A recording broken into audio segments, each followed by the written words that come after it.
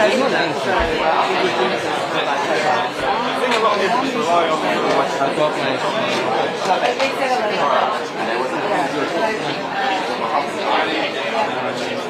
here so no one else.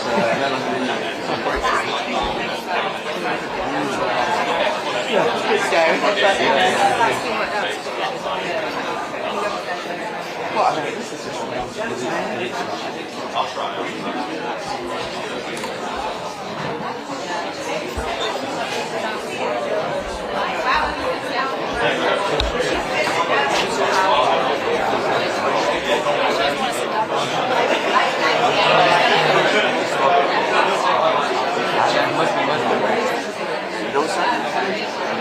Alright, yeah.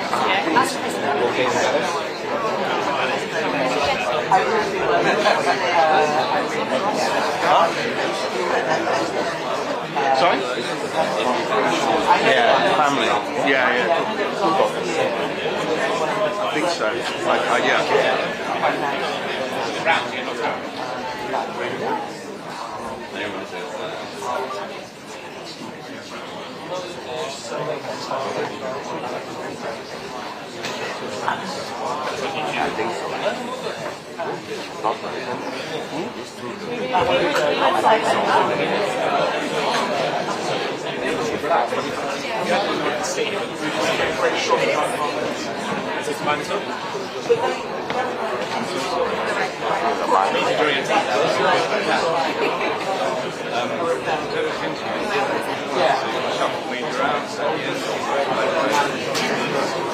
So, I think we're going to well, okay.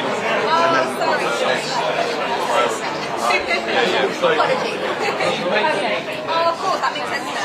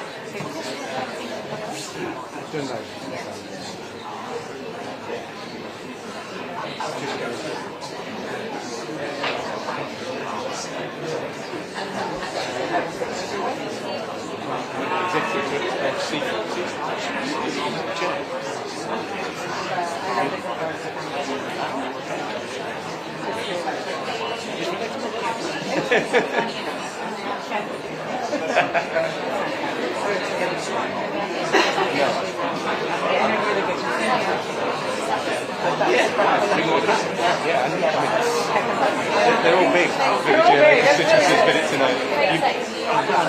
You've got a lot of places.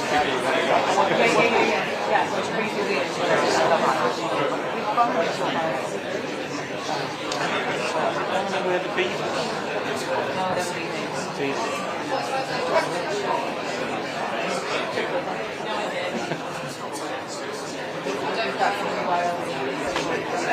Quite a lot.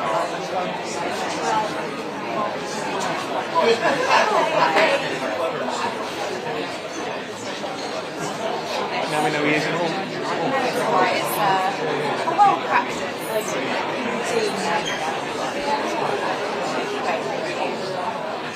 Routine.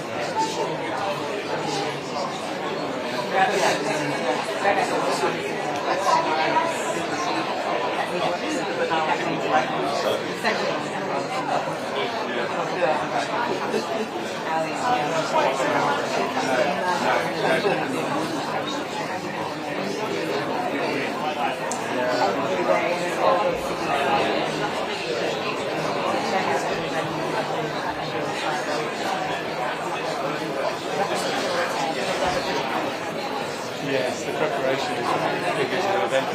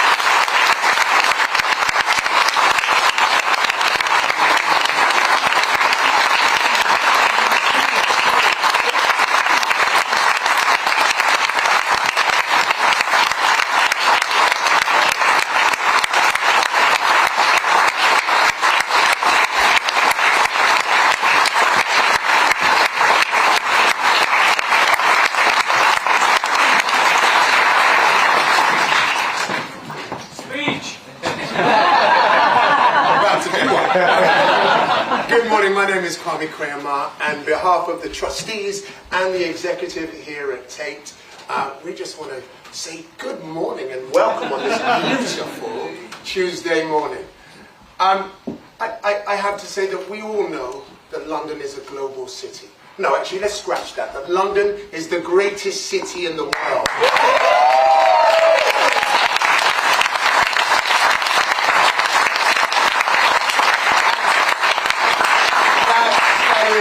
In no small part to the arts, to the artists that make their work here, to the institutions like the Tate, like the National, like the Young Vic, that hold and nurture these artists and display these artists. And it is also because of the insatiable appetite of Londoners to come into our institutions and see themselves reflected. And so as we enter a new era in London, and possibly the country, it gives me the greatest pleasure to know that we have someone at the head of London who sees us, who cares about us, who supports us, and is a champion for all things art and all things that is London. So can I just say, congratulations, Mr. Mayor.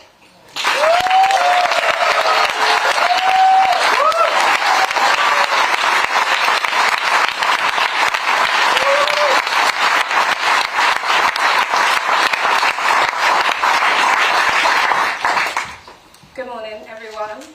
My name is Rihanna Brito, a young leader from London, passionate about leading change and supporting other young Londoners to develop and thrive in our great city. I'm honoured to be stood here in front of you all this morning at the signing of Sadiq Khan in what is an historic third term as Mayor of London. Being in front of you all as the first ever young woman of colour is a present testament to Sadiq's unwavering commitment to diversity and equality and putting young people first in providing the opportunity for our voices to be heard in rooms of impact. London is truly a city like no other, a place that's truly one for one. And to have a mayor who understands this uniqueness of our city and willing to do everything in his power to protect, improve and showcase this is truly comforting. At the time of Sadiq's first election, I was a young girl in South East London, too young to exercise my vote. But both seeing and hearing of a man whose story and upbringing sounded so familiar to mine and many others in the city, and now in the position of running this incredible place, Sadiq's election was more than just an election. It was a signal to me and many others that your starting story in life does not define you, but is your driving force of where you're heading. What I also knew at the time was that Sadiq articulated to Londoners our values back to us. And that's been the tone of his morality to date. Championing our diversity as a strength that makes London a truly global city and one that I'm proud to call my home. Like many young people in our city, I've benefited from looking outwards and fostering a relationship with people from all walks of life. It's by this interconnectedness and appreciation for our differences that strengthens us as a community, but with every strength is our weaknesses. Similarly, like many Londoners, young Londoners, I've seen and been frustrated by the unequal division of resources and opportunity in our city and across this country. The impact of this has rippled through communities and through individuals. As young people, we need to feel safe and be safe. Access to good education that helps young people to thrive and to develop. Access to good education that helps young people. Access to role models, mentors, youth workers. More positive opportunities and access to jobs for the future. Affordable quality homes, and to put an end to rough sleeping. All of this must be underpinned by a sense of hope, unity and opportunity, both now and in the future.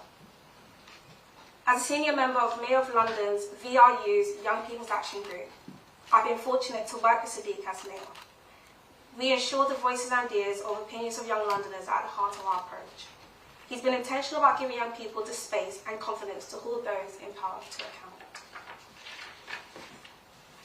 What I've seen is a mayor that is dedicated to improving our city. That means tackling inequalities, standing up for communities and being a mayor for all young Londoners. It's clear that there are many challenges ahead, but from the cost of living crisis, creating fairer societies, making our city safer, greener and more accessible. But if the last 8 years showed us anything, is that Sadiq is the person for the job, and I'm looking forward to working with him in tackling some of those challenges. So, with that, London, it gives me great pleasure to welcome for an historic third term our Mayor of London, Sadiq Khan.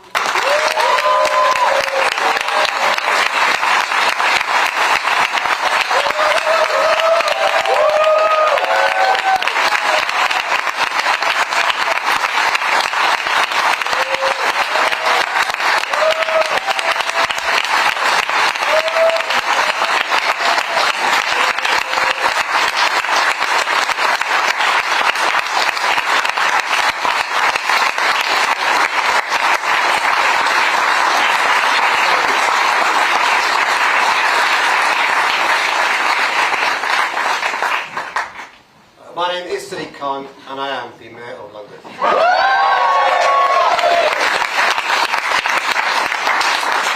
Well, thanks, Rihanna, for that introduction. I think I may just have been introduced by a future Mayor of London. Yes. Do me a favour and please wait a while before you start your campaign. Let's please show appreciation to Rihanna. Come on.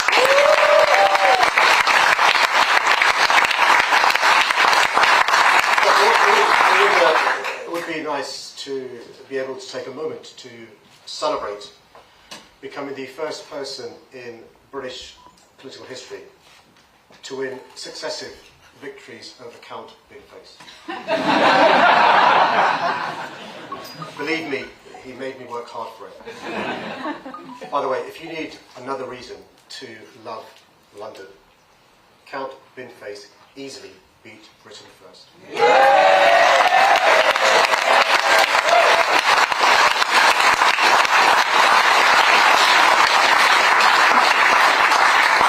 I also thank my dear friend and brother Kwame for opening this event for us this morning, as well as for everything he's doing here at the Tate to help make our city the best city in the world for culture and creativity. Let's be sure Kwame how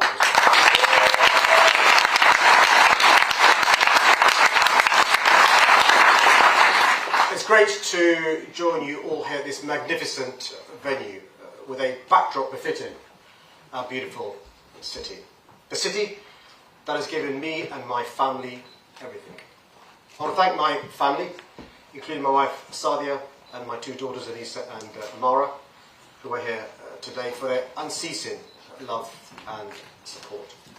A special thank you goes to my mum for everything she's done for me. I'm so blessed to have had brilliant women by my side every step of the way. And I want to thank Londoners. To be signed in as your mayor for a historic third term is an honour I can't put into words.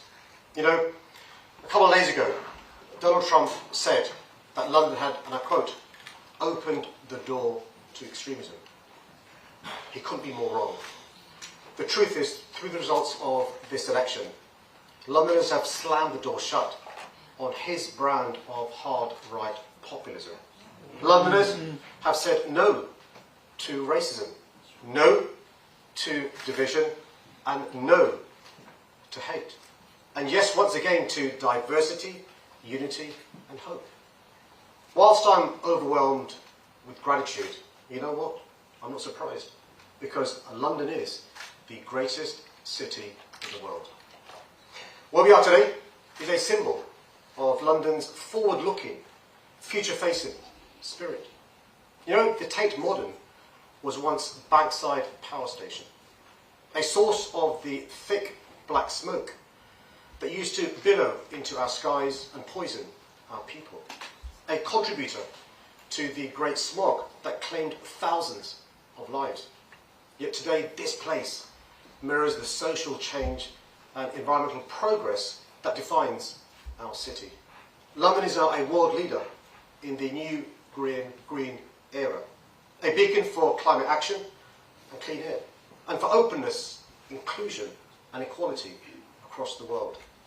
Indeed, the reason London shines so bright today is because our story is one written by people of all faiths, all ethnicities, and all backgrounds. People who may be able to trace their roots and family history elsewhere to different corners of the globe, but who have in common their shared identity and experiences as Londoners. My dad was one of those people, someone who served our city as a bus driver and who was proud to call himself a Londoner. But when he first arrived here, he was met with signs in shop windows and guest houses that said, no blacks, no Irish, no dogs. And by blacks, they meant anybody who wasn't white. And yet, only one generation on, thanks to the struggles and sacrifices of so many, his son, the child of immigrants, someone of Pakistani origin, Asian heritage and Islamic faith, has been able to go from a South London council estate to be mayor of the city he adored. And not only that, win re-election not once, but twice. That's a reminder.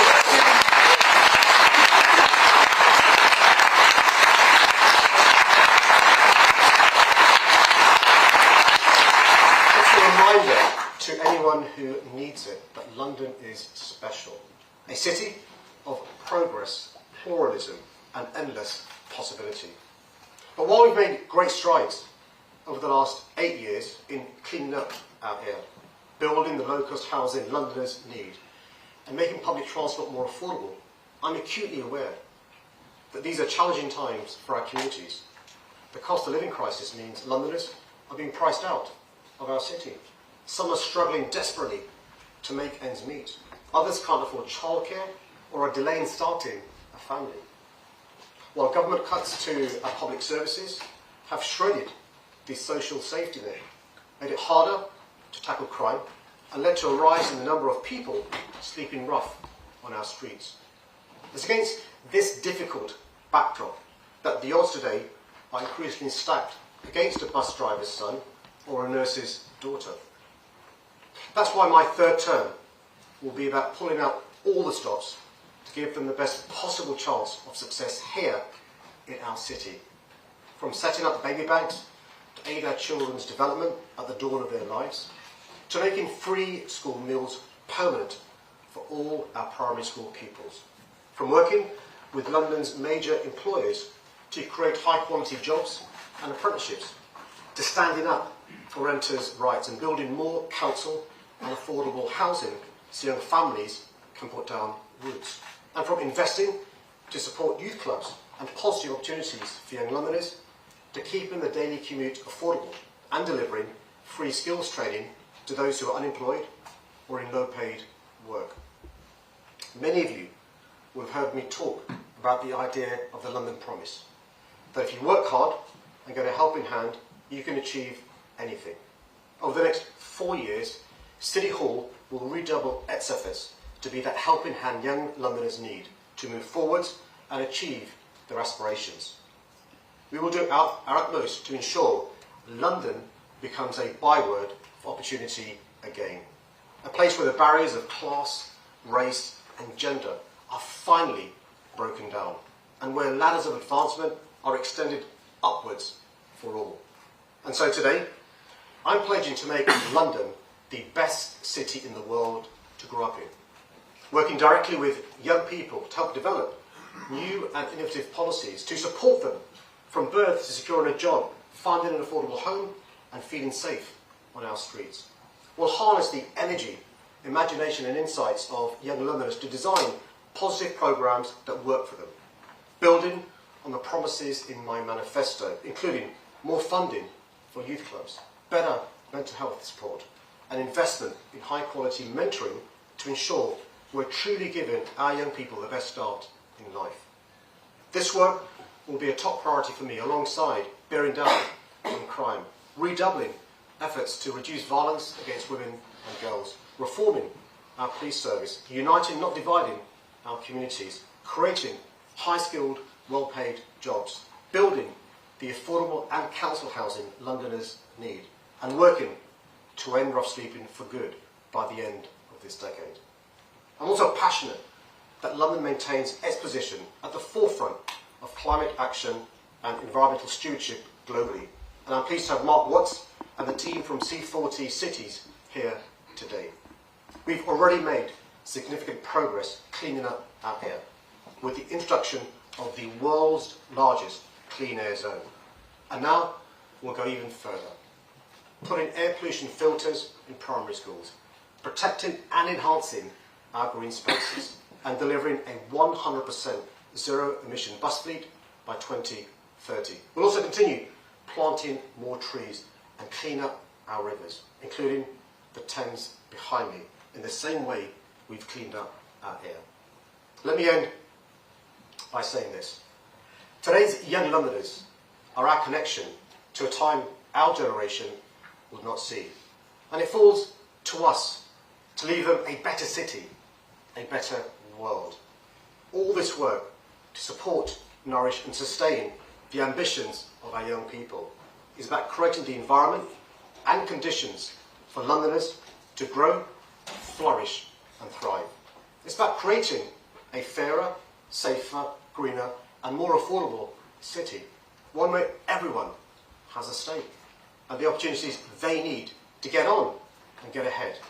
And with, I hope, the winds of a future Labour government at our backs, I'm optimistic we can be even bolder, move even faster and do even more. Because working hand in hand with Keir Starmer, we can continue our story of progress, keep the London Promise alive and accelerate London's journey towards a brighter future. A brighter future that, above all else, promises inclusion, opportunity and prosperity for our city and for everyone who calls our modern, magical metropolis home. My name is Sadiq Khan and I'm still the Mayor of London.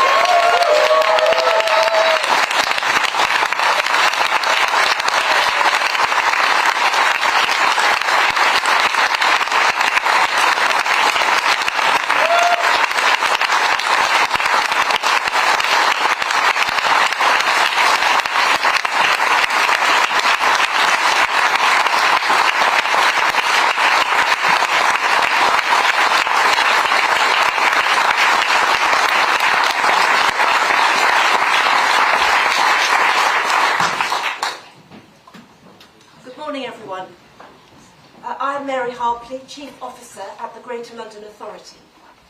I am delighted to welcome back Sadiq Khan as Mayor of London, and I look forward to working with the Mayor and his team over the next 4 years to help deliver the commitments he has made to Londoners, and in doing so, to serve this great city. We now move to the formal and legal part of the proceedings in appointing the Mayor of London, with the signing by Sadiq of the Declaration of Acceptance of Office. In accepting the office of Mayor of London and signing this declaration, Sadiq Khan confirms that he will take the office upon himself and will duly and faithfully fulfil the duties of it according to the best of his judgment and ability. He also confirms in signing that in performing the functions of the Mayor of London, he will observe the Greater London Authority's Code of Conduct. Sadiq, I now invite you to sign the declaration, which I in turn will witness.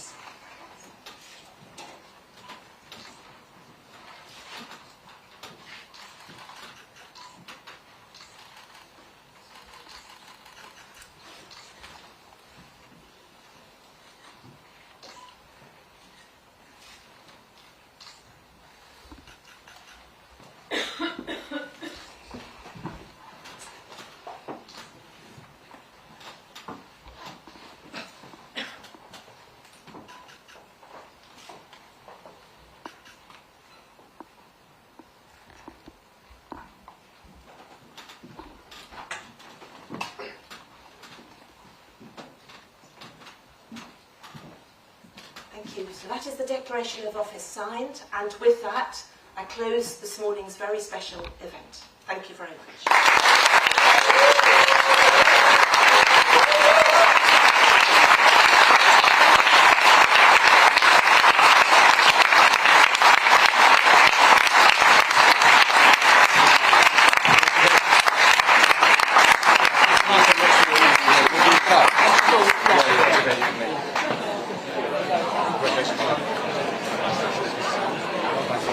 How are you? Not far for you to walk.